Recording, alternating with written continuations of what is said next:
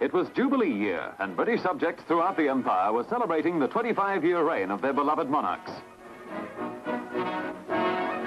At home in Sydney's Centennial Park, steady rain, mud and puddles failed to dampen the enthusiasm of a crowd of more than 30,000 who watched a Jubilee Day parade by all the armed services.